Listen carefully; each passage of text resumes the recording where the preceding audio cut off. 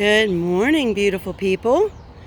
I wanted to show you, after showing you the tomato plants yesterday and what I was running into, what we are doing to remedy the situation.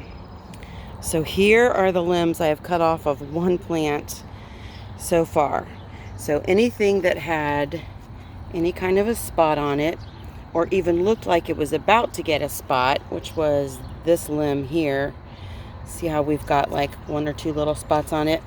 I have gone in with my little trusty pruning shears and I have started trimming them off. See, look at all those Genovese tomatoes.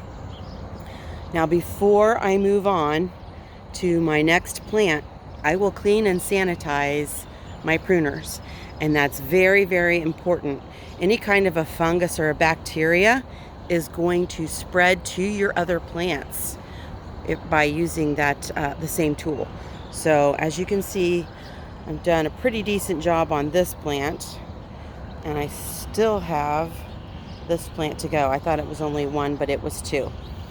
So we're going to see, and obviously I've got a little bit more to do down there. There's some over there, but any kind of spots at all, they're out, like this one.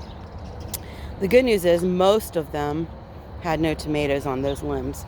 I did have one over here that had a tomato. It was a little guy and we just left him go. But I do want to show you something else. So we've been really getting after it. This was that area that was really full of weeds by the chickens.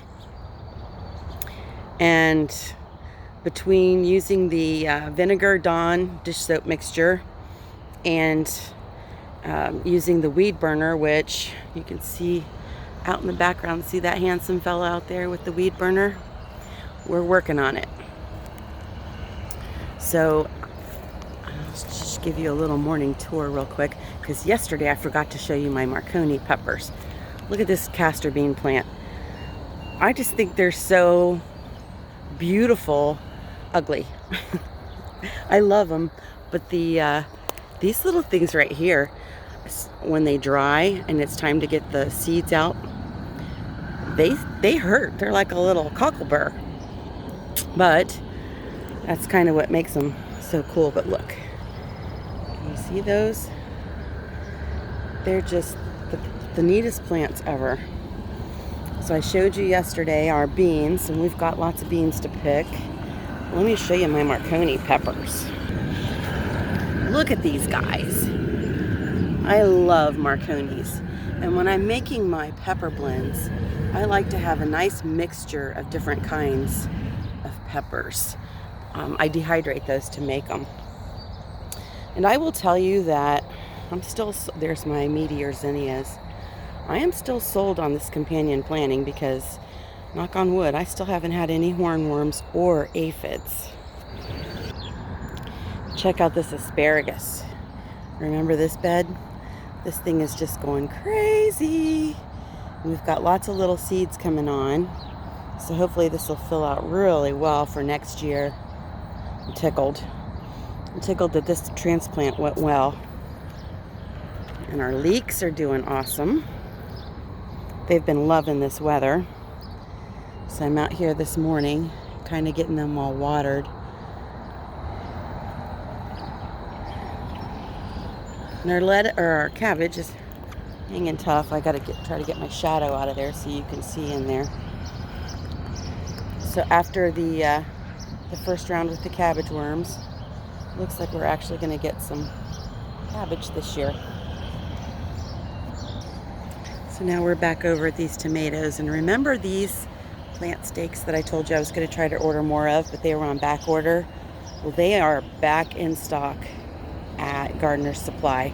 So my shipment came in this weekend, and I am going to go ahead and try to put them in some of the plants that will tolerate it. I've got some that are still smaller, and we're gonna get those in there. I'm telling you, I am sold on them.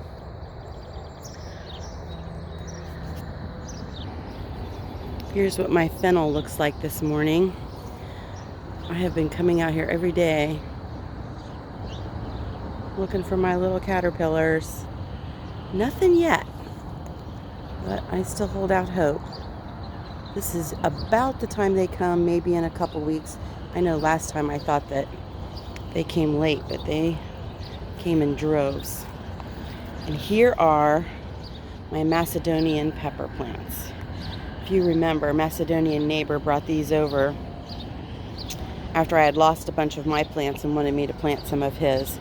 So I planted some in another bed and the rabbits found them. But these are the ones that he did not find. And you know, that's another thing that maybe we should talk about this morning is, yeah, I am not stressed about the bunnies and all of the different things that are going on as far as pests in my garden. I know that it's part of nature, and you know what? I saw a quote and it said, if you don't have pests in your garden, you're doing something wrong because you're not participating in the ecosystem. So evidently we're doing something right, because lordy day have we got pests this year. But that's okay. You know, it is what it is, and we'll take what we get and just consider what we do get a blessing. I was going to try to show you. I don't know if you can see it right now. So this is the fence line between us and the neighbors. And our garlic, or not garlic, well actually garlic too, our asparagus used to be right there. And part of it was where this milkweed is now that Hubs left for me. So all along the fence there, you can see some of the milkweed. There is, well, you can't see it very well. There's asparagus growing from where the little red seeds blew over. This used to be our compost pile. And now it's I don't know what it is. It's a hot mess is what it is. That's okay. So I'm going to get after it this morning and finish taking care of that plant, that's for sure. So what I'm going to do here, this is all that yarrow. And last year, this was supposed to be, the package said that it was another kind of bee balm. Well, when I posted the picture, a lady said, what are you going to do with all that yarrow? And I'm like, no, this is supposed to be bee balm. It just looks like yarrow. Well, guess what? It's yarrow. So I planted it in here because I didn't know what to do with it. I didn't have any place to put it. And this year, it's coming out. So this fall, and actually, it'll probably just be in a few weeks, what I'll do is I will trim. I was kind of waiting for it to seed some more, but I'm going to trim it all down to about that tall, the little nubby size. And then we're going to bring it over here and make an L right here on the inside with the yarrow. Yarrow has medicinal purposes, and it's also good for the bees. So that's one plan we have. And then over here, I think I showed you this already. I started some rudbeckia from seed, and I got it all thrown in the ground here. Hubs loves rudbeckia, so that'll look really pretty next year. I want to get some echinacea too. I like doing an alternating pattern with it. I do rudbeckia, then echinacea, then just every other one, and that always turns out really pretty. And then right here in this bed, this isn't really a bed, this is the fence by the grapes. I started some straw flowers. There's some giardia in here.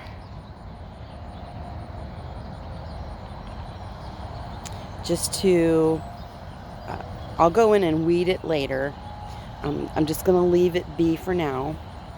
And, weeds are weeds. We all know that. You're going to have them. I'm not a Pinterest person. This is just me being real. But what I'm going to do is let them get established pretty well. I don't want to go in and grab that crabgrass and mess with the roots yet.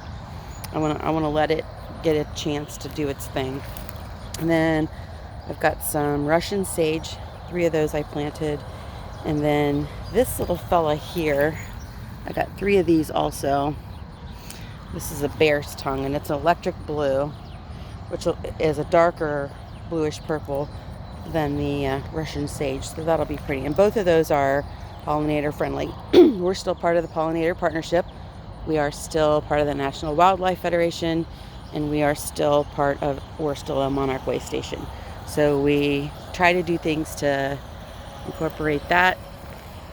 And ooh, you almost got to watch me flatline myself.